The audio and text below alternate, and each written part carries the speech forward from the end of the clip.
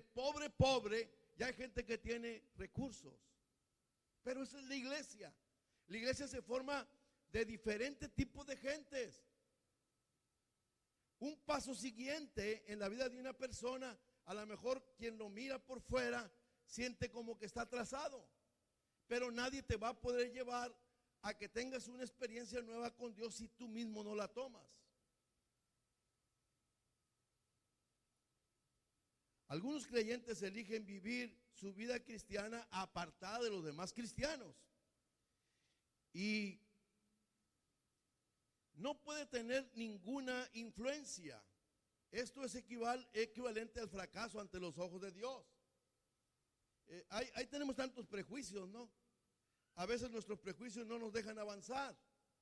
Mi esposa me platica que una prima de ella, cuando estaban jóvenes y ella era una niña, les decía a sus hermanas: vámonos inmediatamente que se termine el servicio, porque lo que sigue son mitotes. Y sabe una cosa, pues en muchas iglesias sí es realidad esto. Pero usted se pierde la oportunidad de poder tener coinonía con otros hermanos. Por lo menos salude a alguien, hágale sentir feliz el día a alguien, o comparta con alguien un poco de su tiempo. Y ella decía, básicamente perdimos muchas oportunidades de crecer en la iglesia por la actitud de mi prima. No se trata del asunto de la salvación, porque sus nombres están inscritos en el libro de la vida. Sin embargo, desaprovechan la importancia y el propósito que el Señor tiene para sus vidas. ¿Sabes cómo puedes evaluar a las demás personas? Exponte. Las demás personas se van a exponer también. Porque uno quisiera que la amistad fuera pareja. Tú inviertes mucho tiempo, tratas de ganar un amigo, pero no encuentras reciprocidad de allá para acá. No es que todos podemos ser tan efusivos, o no es que todos podamos ser tan específicos para dar la amistad. Yo le quiero recordar que el éxito para el cristiano no es simplemente evitar el pecado. Es la vida de un creyente que glorifica de tal manera al Señor que ejerza una influencia definitiva en la vida de otra persona. El jueves con los varones, yo di el testimonio de una vez en Kansas City, Missouri,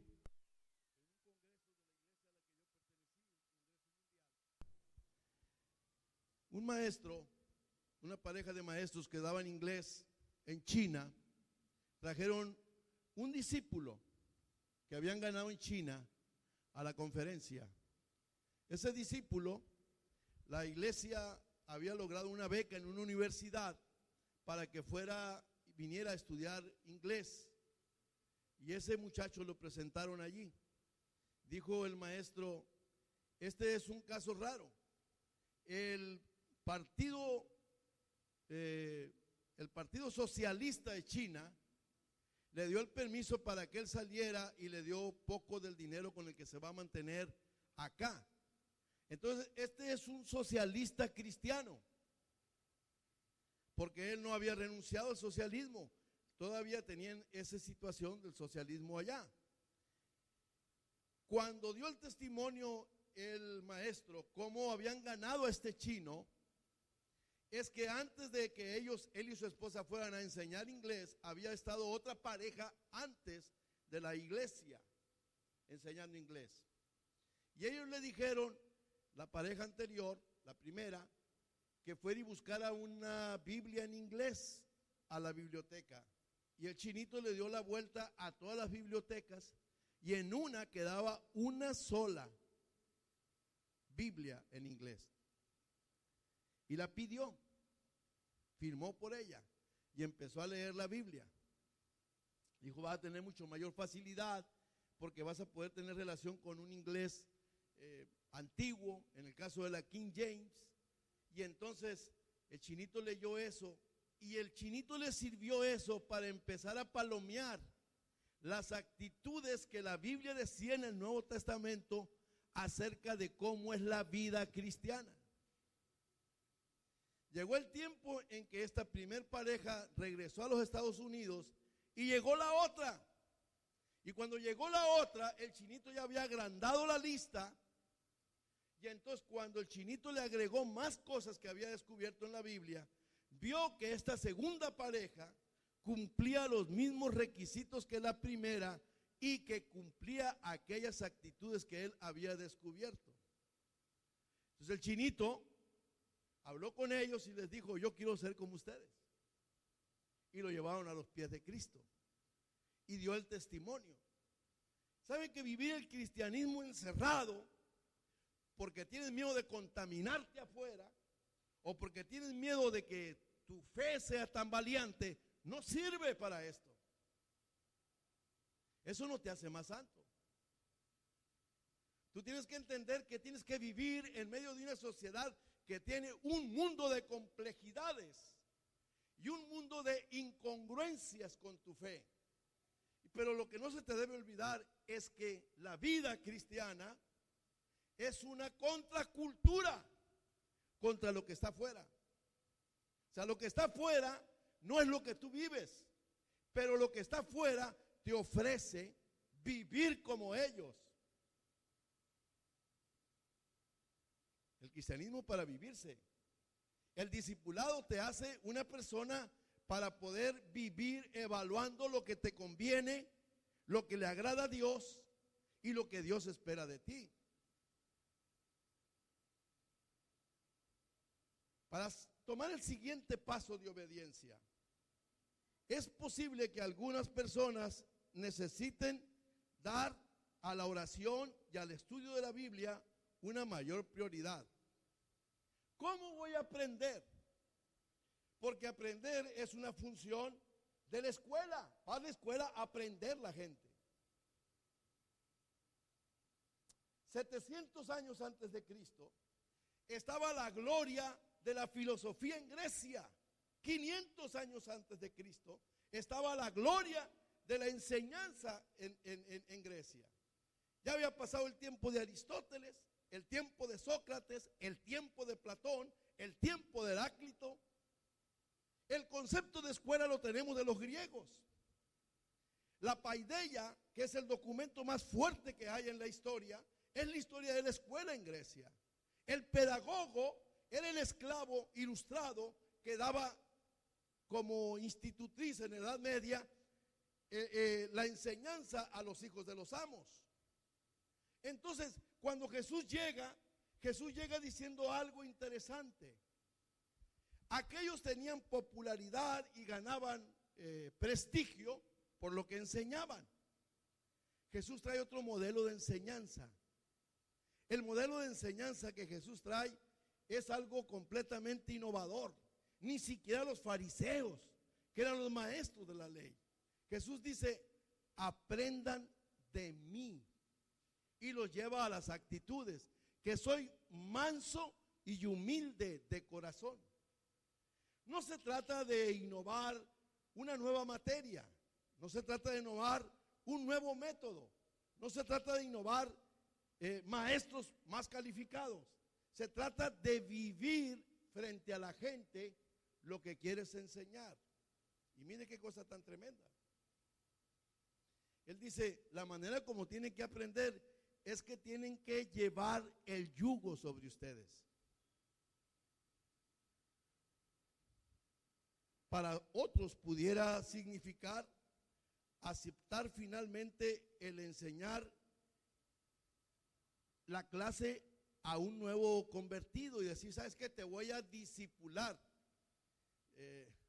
Me acuerdo que alguien en la iglesia donde yo me convertí me hablaba cosas maravillosas de Dios y me decía: no te fijes en mí porque yo también fallo. Entonces dije yo: ¿en quién carajo me tengo que fijar entonces para aprender?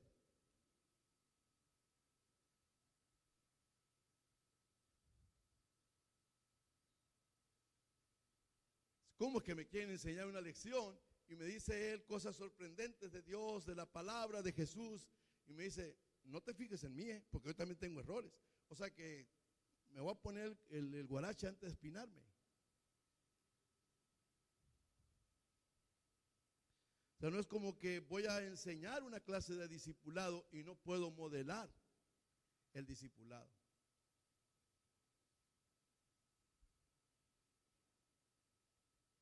O sea, no importa cuál sea el paso que dé, necesito saber que el discipulado es tener como idea, como ideal y como centro que se trata de Cristo en mí.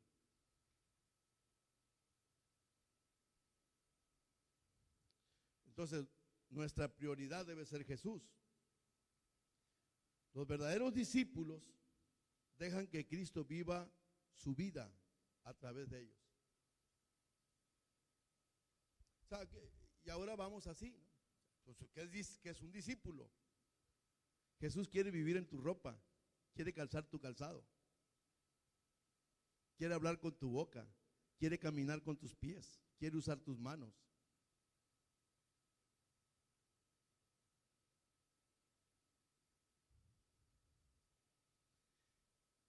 Cuando Jesús enseñó esto, dijo, esta es una opción costosa. No lo dijo con estas palabras.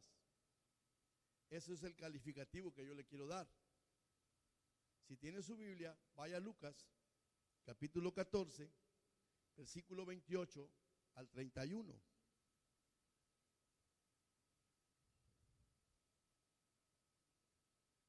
Lucas 14, del 28 al 31.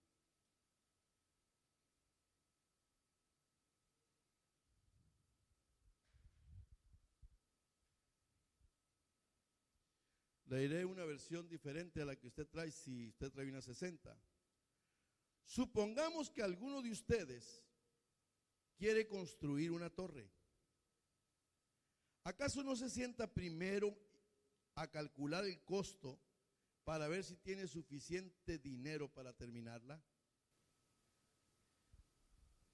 Si echa los cimientos y no puede terminarla, todos los que lo vean comenzarán a burlarse de él. Dirán, este hombre ya no pudo terminar lo que comenzó a construir. Supongamos que un rey está a punto de ir a la guerra contra otro rey. ¿Acaso no se sienta primero a calcular si con 10,000 hombres puede enfrentarse al que viene contra él con 20,000?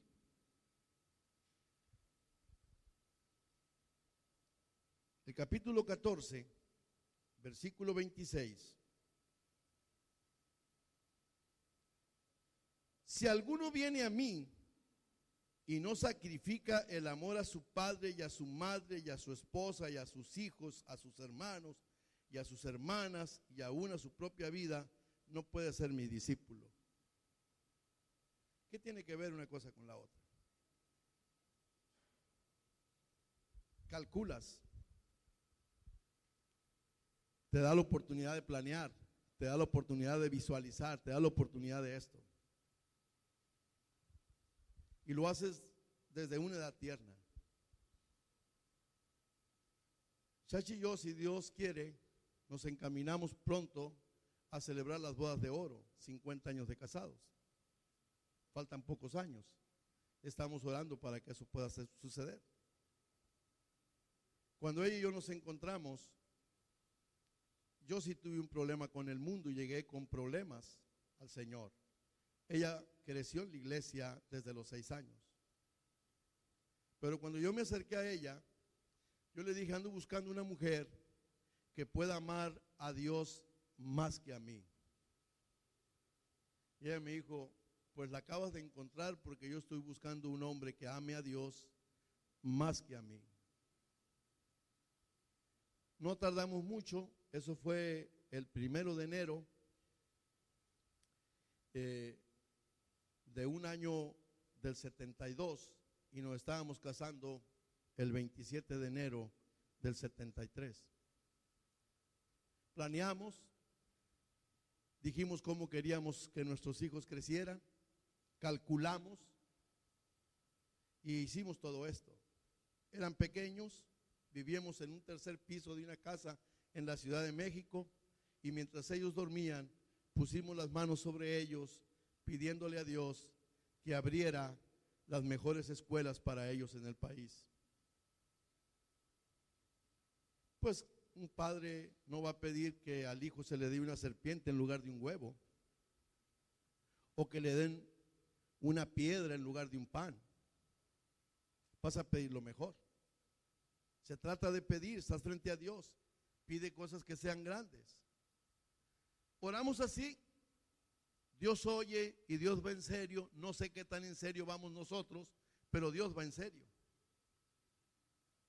Y entonces cuando estábamos firmando la beca para mi hijo mayor, la solicitud que estábamos firmando, nos cayó el 20 de que lo hicimos cuando ellos eran niños y le pedimos a Dios eso.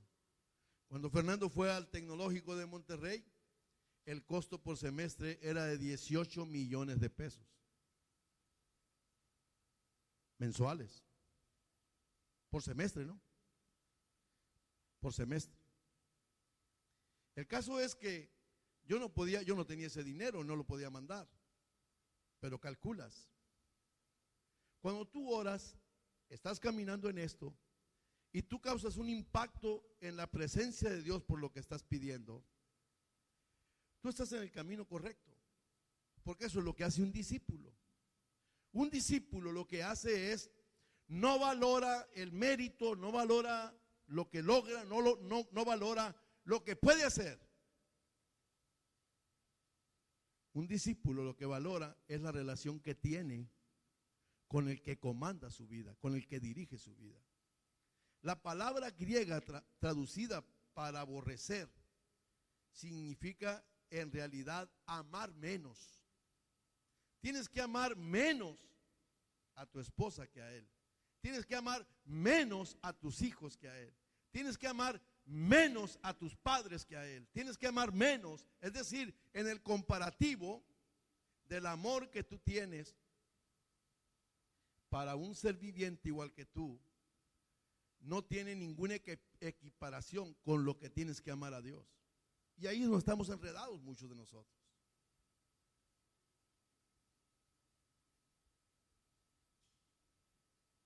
Es decir, estamos listos para ser discípulos de Jesús solo cuando nuestro amor por Él sea mayor que el apego a las cosas más preciosas en nuestra vida. A un amigo al que leo, cuando escribe un libro, le leí algo en uno de sus últimos libros. Si tan solo los cristianos tuviésemos la porción de Éxodo 20, donde están los 10 mandamientos, tuviésemos las enseñanzas de Jesús en el Sermón de la Montaña y el capítulo 13 de la primera carta a los Corintios para vivirlos a plenitud, no necesitaríamos el resto de la Biblia para poder vivir y modelar. Y sabe una cosa, tristemente muchos cristianos en la invitación para la boda que hacen, usan 1 Corintios 13, el amor todo lo puede. Pero mi hermano, no se equivoque, ahí no está hablando de ese tipo de amor. El amor del que, imagínense, en capítulo 12 está hablando de los dones, en el capítulo 14 está hablando del desarrollo de los dones, los ministerios. ¿Y cómo le va a meter el 13 para decir que Dios se puso, inspiró a Pablo, que el 13 tiene que ver con el amor, que tiene que ver con el asunto erótico? Si es la perfección del amor, pero no es aplicado, mejor váyase a Cantares y tome de ahí una porción, pero no el capítulo 13 de 1 Corintios. Ahora aquí viene lo interesante, porque el Señor no va a poder manifestar todo lo que Él demanda de nosotros con otro tipo de amor, ni con el filial. No, pero es que mi hijo lo tuve en mis entrañas. Oye, desarráigatelo, porque si no amas a Jesús más que a tu hijo, tienes un tremendo brocón para la eternidad. Es que con esta mujer hice pacto. Sí, pero el amor de Dios está por encima del amor que ella te brinda, o el amor que yo le brindo a ella. Es que tanto que me costó este carro, sí, pero no te harás dioses ajenos delante de ti, es lo que dice Éxodo 20. Y hay gente que tiene un amor por lo que tiene, más que por Dios, y resulta que Dios se los dio.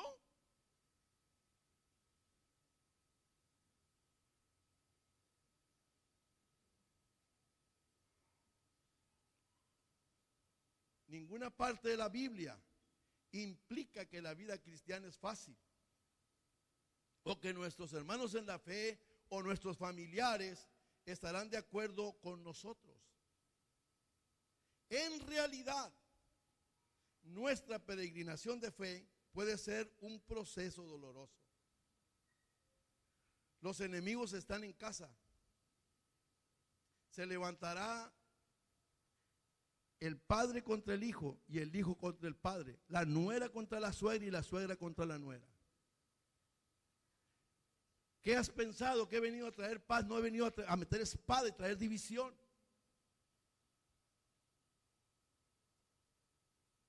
Mi hermano mayor, cuando yo me convertí, me idiotizó, me vociferó encima maldiciones porque me habían lavado el cerebro. O sea, mi propio hermano, al que yo tenía que respetar, que era mi líder, porque era 3 años mayor que yo.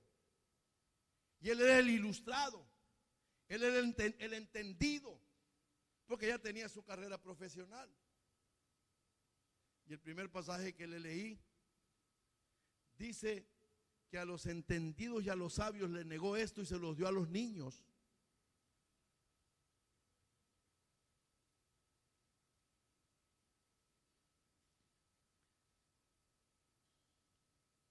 Cuando Jesús llega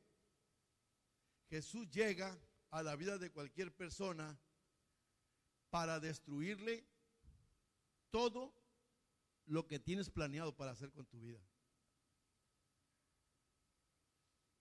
Estaba leyendo ahora la porción que Gerson leyó al principio, nomás que leí hasta el capítulo 3 ayer. 2 de los primeros discípulos que Jesús tuvo también fueron discípulos de Juan. Uno de ellos fue Andrés. Y Andrés halló a Pedro y lo llamó y le dijo: aquí está el que estamos esperando, del cual habló Moisés y los profetas. Y Pedro vino por invitación de Andrés. Cuando Jesús lo vio, le dijo: tú eres Simón, hijo de Jonás, y te vas a llamar Pedro. Lo rebautizó. El otro era Felipe. Felipe encontró a Natanael y le dijo: ¡hey! La gran noticia que estábamos esperando se hizo realidad, está entre nosotros. Es Jesús, el de Galilea, de Nazaret. Y le dice ¿de Nazaret puede salir algo bueno?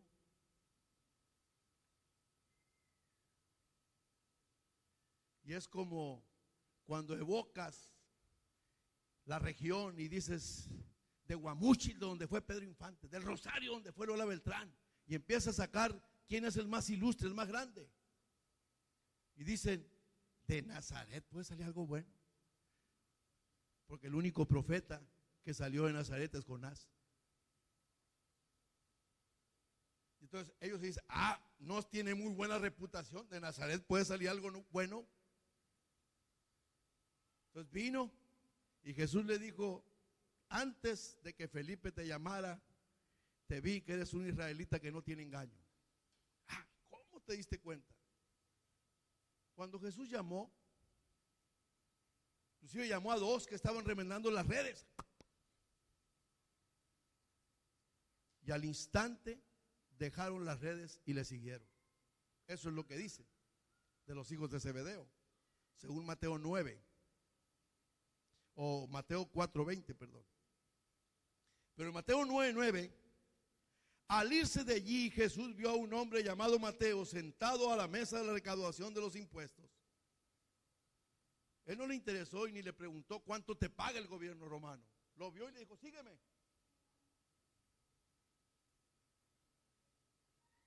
Y Mateo se levantó y le siguió.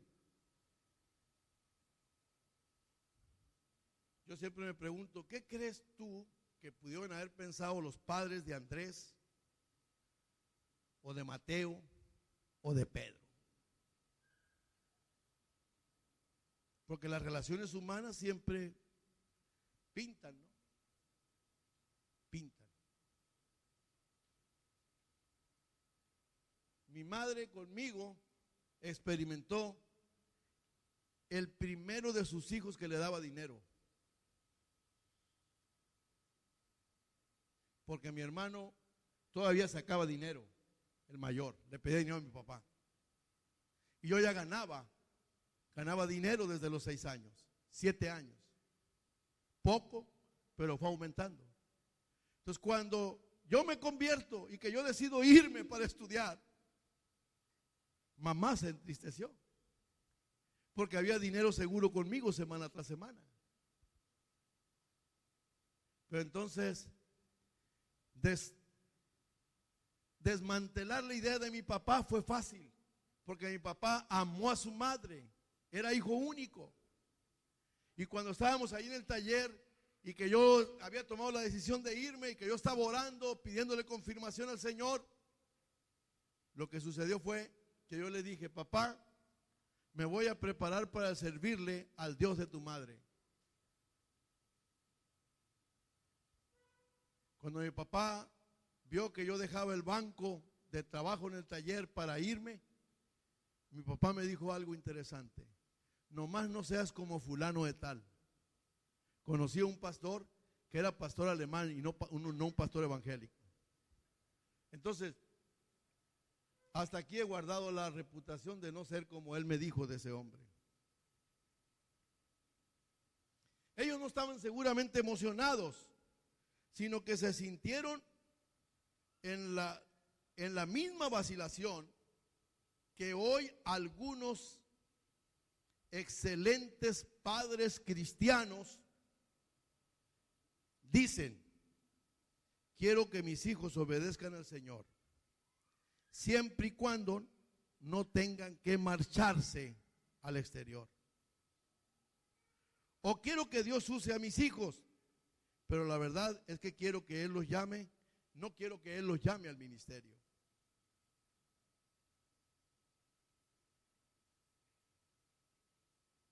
¿Dónde el punto de vista de Jesús tenía este criterio? No hay ni siquiera una sola condición aceptable. Jesús no te acepta un sí por o un sí pero,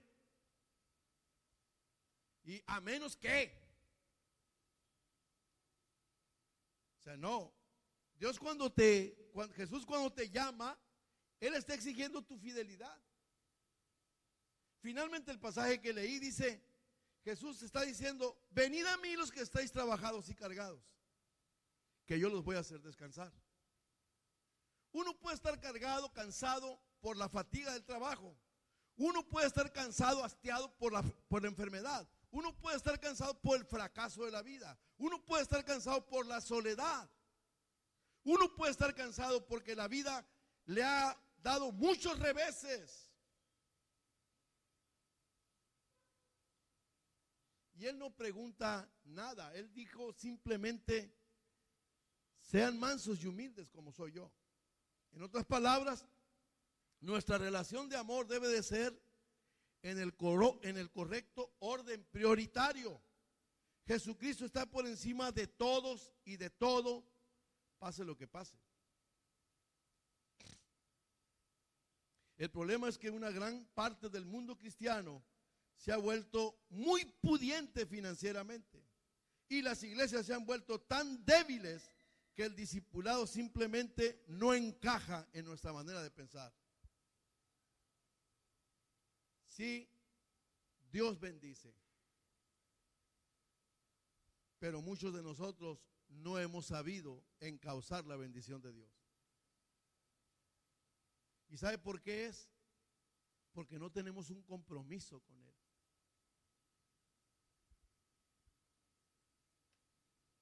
Nuestra manera es mirar a Dios como el que bendice. Pero nunca nos preguntamos, Señor, ¿y por qué bendices tanto mi vida? Porque hay un gran riesgo. Los bienes que vienen por el trabajo son bienes que cuestan, que duelen. Y a veces tú dices, ¿cómo voy a hacer esto? ¿Cómo voy a poner? Y créanme lo siguiente, espero que Dios me ayude a afirmarme en esto. Yo nunca aceptaría lo que el gobierno federal está dando para ayuda a mayores. Aunque ya vino un pastor y me dijo, oye, batéala para ti, para tu esposa. Le dije, no, no soy tonto. Este dinero va a terminarle de hacer un hueco a la economía de este país. Y hay gente que dice, voy a cobrar lo que me mandan. ¿Qué vas a cobrar si no trabajaste para que te lo den? Lo está dando como una situación de cualquier politiquero corriente que es básicamente un populista. Lo que sucedió en cada país comunista que daban a la gente para tener entretenida es lo que está sucediendo. Los mismos que por millones van cada mes a recibir el dinero son los que van a salir a la calle cuando no les den a hacer la manifestación. Tú no necesitas eso, hermano. Tú necesitas un compromiso con Dios como discípulo. El capítulo 37 del libro de los Salmos dice: mozo fui y envejecido y no he visto un justo desamparado, ni su simiente que mendigue el pan. Usted tiene que agarrarse de las promesas de Dios, de lo que Dios le dice. Un verdadero discípulo obedece a su Señor.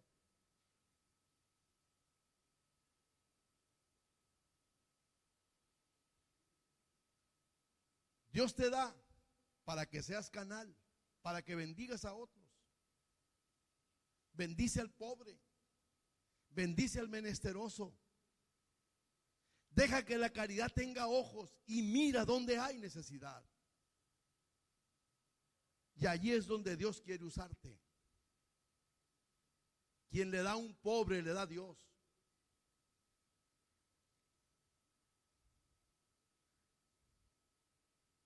La tarea que Él nos da puede parecer ridícula a los ojos del mundo, pero será totalmente compatible con las enseñanzas bíblicas. Si usted alguna vez le dijo a Dios que le obedecería y luego evadió la decisión, sepa que Dios no le dejará paz hasta que decida firmemente obedecerlo. ¿Usted dijo algo a Dios? ¿Usted comprometió algo con Dios, que quería hacer algo para Él, y a usted se le olvidó?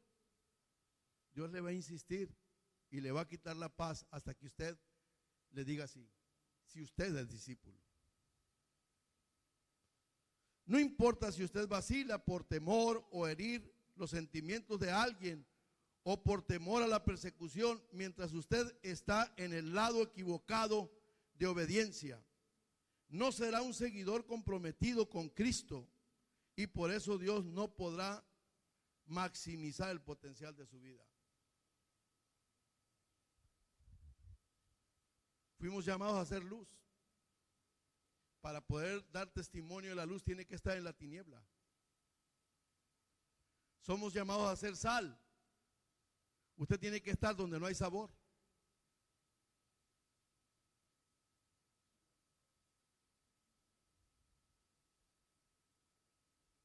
Solo cuando decimos finalmente, de acuerdo, Señor, estoy dispuesto, Él te devuelve la paz. Pablo escribió a los Corintios, la primera carta, capítulo 1, pensando en que hay muchas personas que se consagran a seguir a un pastor o a un evangelista o una denominación en particular, pero esa nunca fue la instrucción del Señor. Me refiero a que unos dicen, yo sigo a Pablo, otros afirman, yo a Apolos, otros a Cefas y otros a Cristo. Por supuesto que en la iglesia de Corintio el grupo minoritario eran los que seguían a Cristo. ¿Cómo? ¿Está dividido Cristo? ¿Acaso Pablo fue crucificado por ustedes? ¿O es que fueron bautizados en el nombre de Pablo? Gracias a Dios que no bauticé a ninguno de ustedes, excepto a Cristo, a Crispo y Gallo. De modo que nadie puede decir que fue bautizado en mi nombre. Bueno, también bauticé a la familia de Estéfanas. Fuera de esto, no recuerdo haber bautizado a ningún otro. Pues Cristo no me envió a bautizar, sino a predicar el evangelio, y eso sin discursos de sabiduría humana, para que la cruz de Cristo no pierda la eficacia. Nuestro cristianismo sin compromiso es un cristianismo donde evadimos el gran llamado al discipulado. Hermano, el capítulo 28 de Mateo, cuando está la gran comisión, Jesús no dijo ir por todo el mundo y hacer hermanos. Él dijo ir por todo el mundo y hacer discípulos. Porque el discípulo sabe cuál es su posición delante de Jesús. Porque el discípulo tiene el corazón para comprometerlo con Jesús. Porque el discípulo es alguien que se niega a sí mismo y sigue a Jesús a pesar de las circunstancias. Cuando Jesucristo usa la palabra discípulo, está hablando de seguirle a Él, lo cual incluye disposición de que demos cualquier paso que Él exija, incluso si las repercusiones resultan duras. Es que me habían dicho que ven y recibe a Jesús y se resuelven todos tus problemas. Eso es lo que decía la manta de la cruzada. Ven y recibe a Jesucristo para que se resuelvan todos tus problemas o para que se sanen todas tus dolencias. Pero no dijeron que tenía otro costo.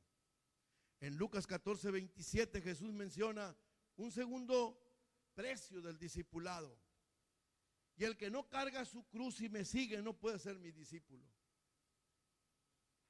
Ahora es la cruz, ya no es el yugo. Ya no estamos aprendiendo de poder ponernos junto con otro que ha caminado este sendero y que nos enseña, sino ahora es la cruz. Muchas veces las personas se refieren a la enfermedad física, a su sufrimiento o un mal matrimonio para decir la cruz la tengo en la casa, la cruz que cargo.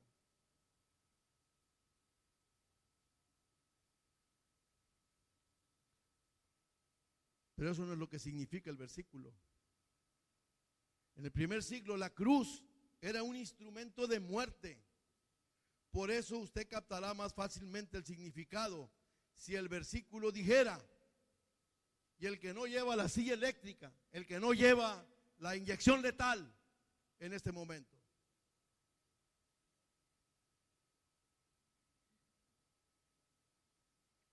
O sea, lo que Jesús está diciendo, los discípulos entienden que están eligiendo la muerte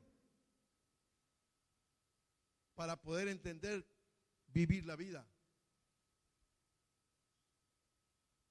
Ese gran escritor español Juan de Unamuno dijo: Cristo murió cuando nació y nació cuando murió.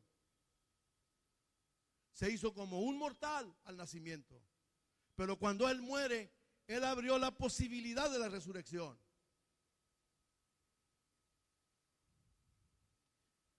El llevar nuestra cruz también habla de la disposición a sufrir persecuciones y humillaciones por el amor de Cristo. Esto no se refiere a sufrir críticas o censuras por nuestras faltas, sino que significa más bien experimentar el rechazo que glorifica al Dios vivo. Pregúntese a usted mismo: ¿a qué estoy yo apegado? No hay nada de malo en disfrutar las relaciones o los bienes, siempre que las posesiones y el apego emocional no sean para usted más importantes que el Señor.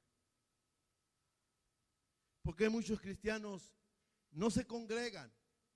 ¿O por qué muchos cristianos no saben decirle al pariente que la visita el día domingo, porque antes de que te convirtieras no te visitaban en ningún día, pero cuando te convertiste llegan el día domingo. Y no le pueden decir, ¿sabes qué? Te quedas aquí porque yo voy a juntarme con mis hermanos. Yo tengo un hermano al que le escribo cada domingo invitándolo a que se congregue. Y le digo, estoy alistándome para irme a juntar con otros imperfectos para que podamos escuchar el mensaje y podamos estar en el proceso de ser perfeccionados.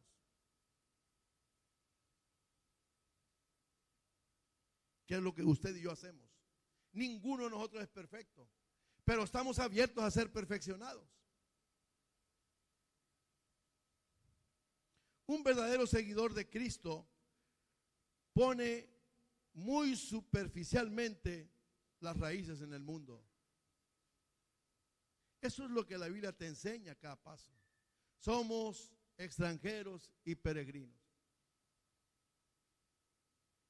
A menos de que por ahí los testigos de Jehová te estén visitando y les creas a ellos. Nada de lo que está aquí lo vamos a gozar. La verdad es que usted y yo debemos estar dispuestos a hacer cualquier cosa que Dios nos diga e ir a donde quiera que Él nos dirija en cualquier momento, no importa cuál pueda ser su decisión. ¿Está interesado por preguntarle al Señor cuál va a ser su decisión sobre su vida?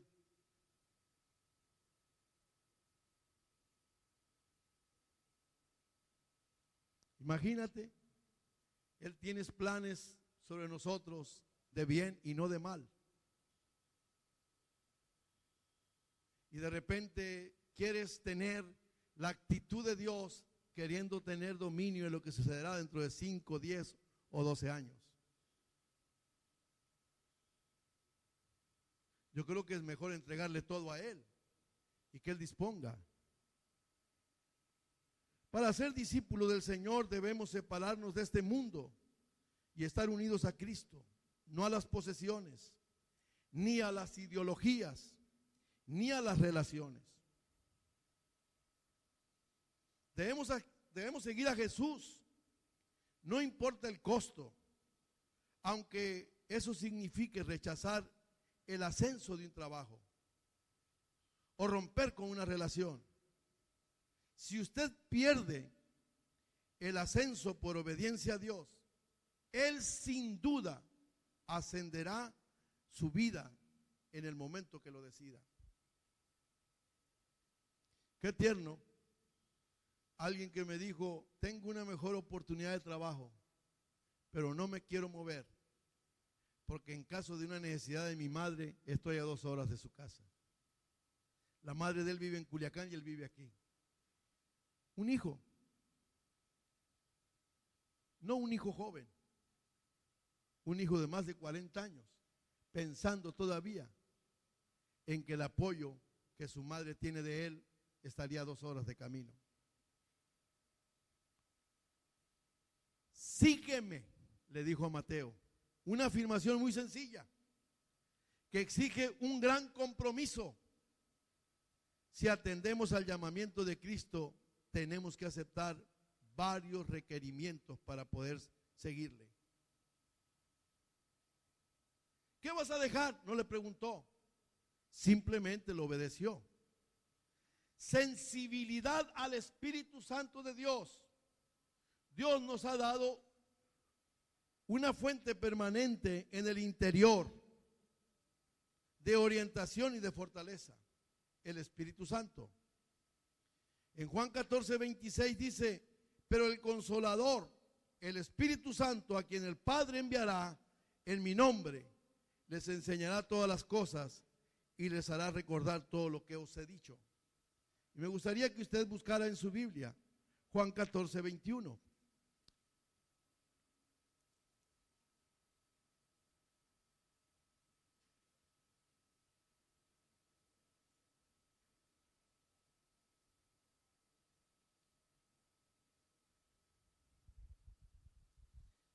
El que tiene mis mandamientos y los guarda.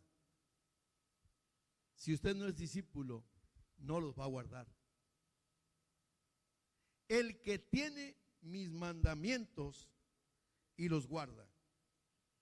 Ese es el que me ama. Y el que me ama será amado por mi Padre. Y yo lo amaré. Y me manifestaré en él. La palabra que se usa aquí en el original es la misma palabra que se usa para Apocalipsis. Me apocaliptaré en él, me revelaré en él. Qué maravilloso.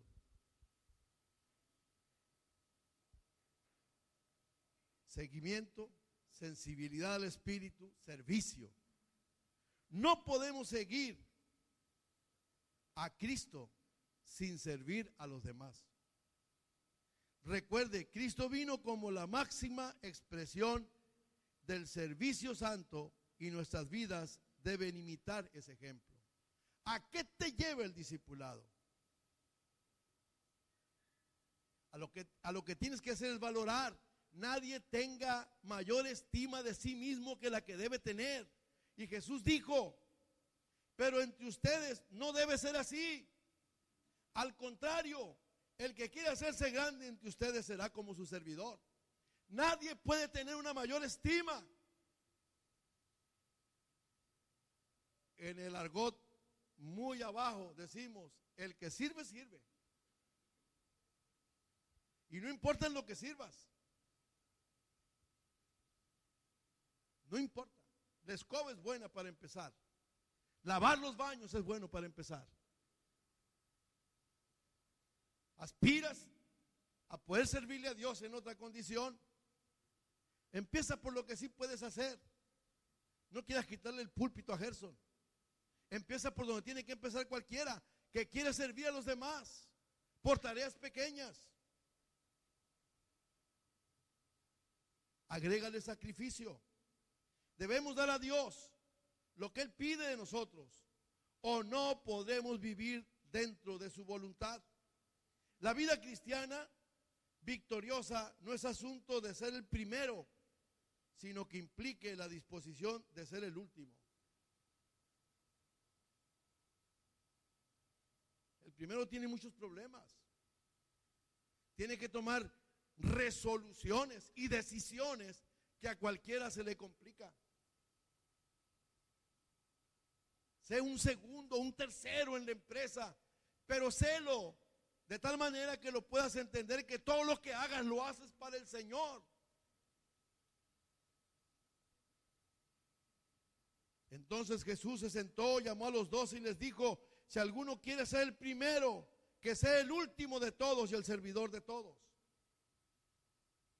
Le agregó abnegación también. Un fiel seguidor de Cristo está más preocupado por los demás que por sí mismo. Señor, dejamos todo por ti, te servimos. ¿Qué pues tendremos? Le dijo Pedro: en esta vida 100 veces tanto y finalmente la vida eterna. Nunca valores qué es lo que dejaste. Simplemente valora que sirves y sirve al que sabe pagar. Jesús le agregó sufrimiento.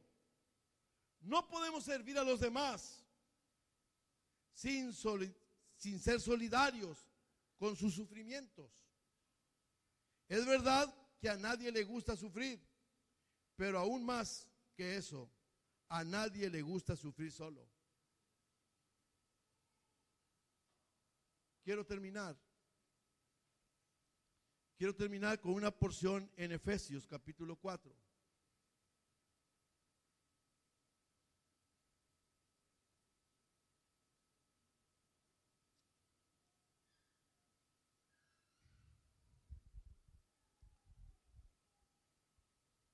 Esta es la iglesia.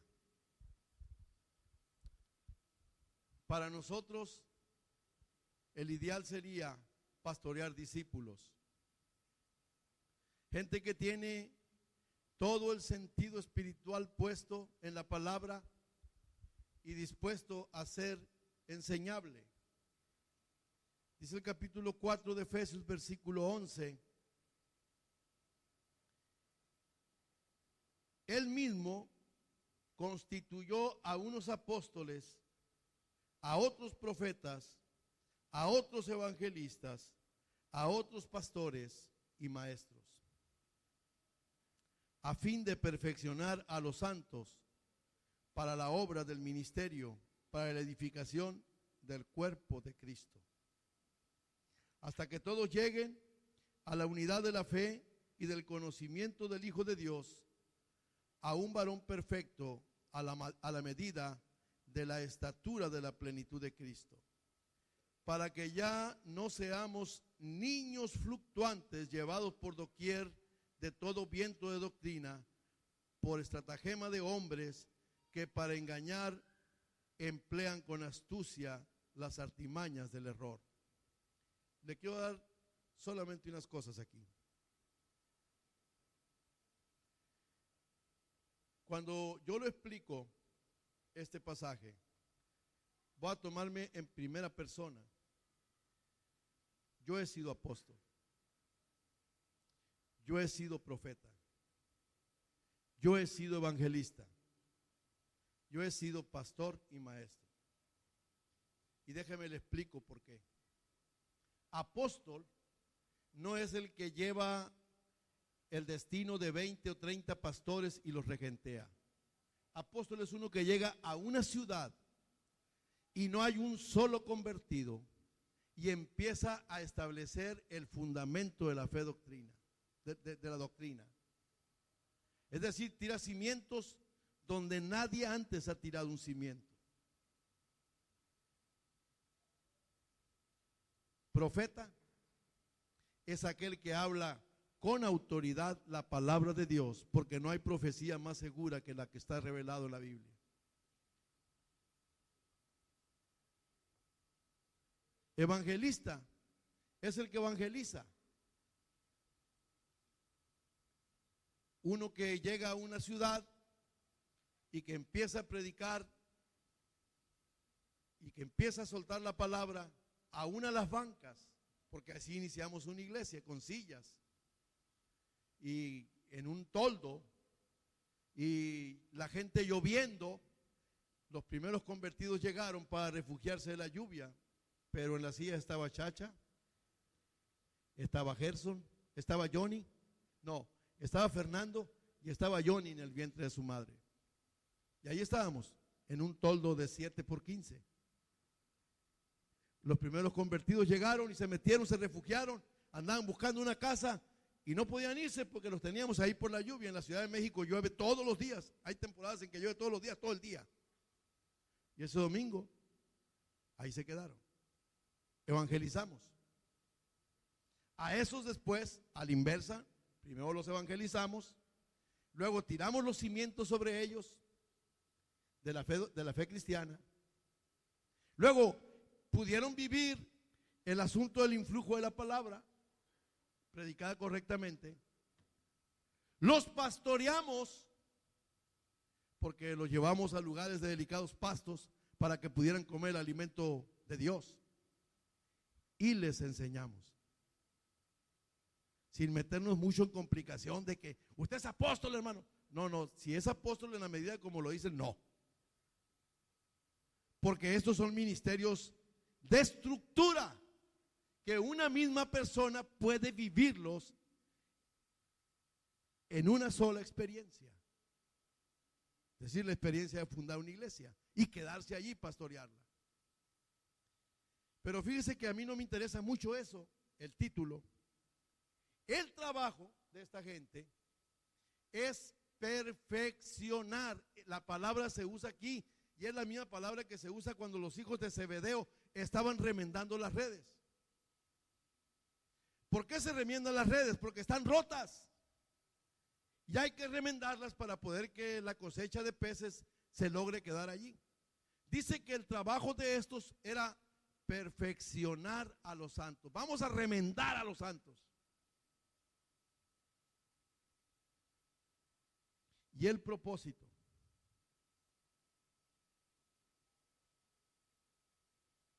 para que los santos hagan la obra del ministerio.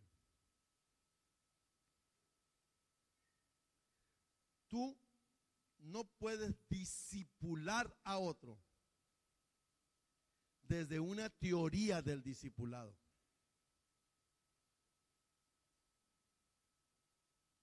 Tú tienes la calidad moral y legal frente a Dios de discipular a otro cuando tú verdaderamente eres un discípulo.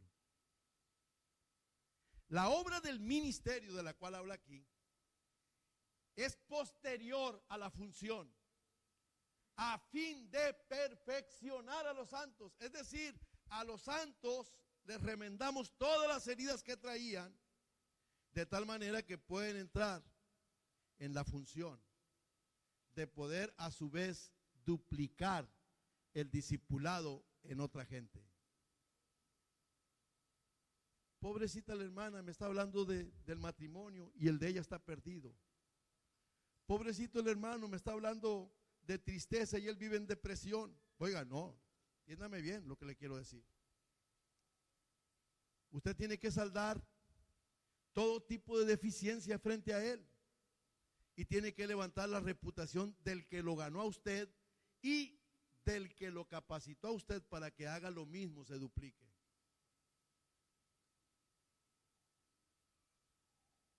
Esto que oyeron delante de mí, ante todos estos testigos, dijo Pablo, encárguenlos a hombres idóneos que sean capaces. Y aquí la capacidad no depende de habilidad, depende de vivir lo que vas a transmitir. Yo creo que Dios quiere seguir tratando contigo y conmigo, porque no somos obras terminadas. Y Él quiere tener con nosotros ese encuentro para poder duplicar lo que sí verdaderamente vives. Hay gente que sabe que el gozo es una actitud que Dios planta en el corazón, pero viven como si estuvieran enojados en lugar de gozo o enfadados. Hermano, la mejor forma de poder transmitir esto es que la gente vea que lo vives. Me quedo con una frase de Spurgeon, este gran pastor inglés que tenía una propia escuela dentro de su iglesia, escuela de ministerio, y cuando graduaba a sus estudiantes les decían, ahora sí, salgan y vivan el evangelio, y si tienen necesidad, prediquen. ¿Sabes qué es lo primero que la gente percibe? No lo que hablas, sino lo que vives. Dios nos ayude a levantar la dignidad de Dios en nuestras vidas. Póngase de pie. Padre, te damos gracias esta mañana y te adoramos por tu amor y por tu misericordia. Te adoramos por la paciencia que tú has tenido con cada uno de nosotros y te adoramos, Señor, por ver tu mano en nuestros corazones a cada momento. Ninguna obra nuestra puede ser digna delante de ti, porque todas nuestras obras son como trapos inmundos en tu presencia. Señor, en tanto que caminamos en este valle de sombra de muerte, Padre, te pido en el nombre de Jesús que nos des cada día el aliento, el ánimo, las fuerzas para poder hacer digno tu nombre en medio de una generación perversa.